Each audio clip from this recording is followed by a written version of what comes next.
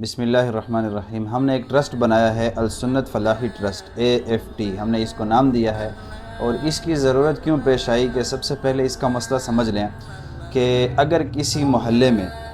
ایک شخص زکوٰۃ کا مستحق ہے اور اس کی مدد نہیں کی جا رہی، کوئی بھی اس کی مدد نہیں کر رہا اور حکومت اس کی مدد کے لیے ناکافی ہے، اور نجی جماعتیں یا ٹرسٹ یا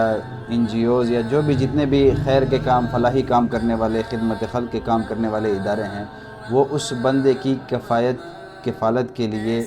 کافی نہ ہوں، تو اس صورت میں یہ سارا محلہ گناہگار ہوگا، اور اس محلے والے پر یہ فرض کفایہ ہے کہ اس غریب کی مدد کی جائے۔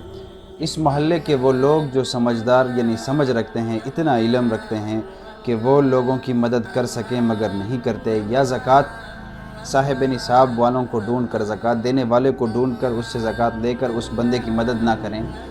تو یہ گناہگار ہوں گے۔ اس میں امام مسجد بھی ہے، تبلیغ والے بھی ہیں،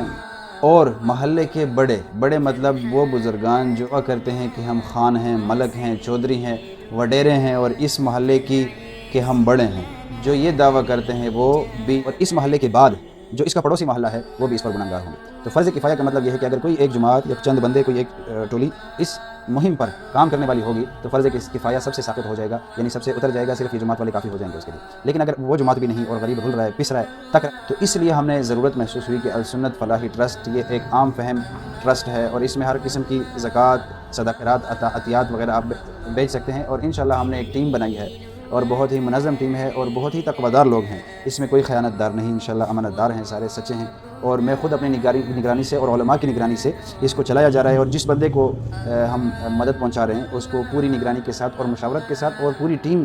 کے علم میں لا کر ایک بندے کی مدد کی جاتی ہے، تو اس پہ آپ پورا اعتبار کر سکتے ہیں۔ اچھا، اب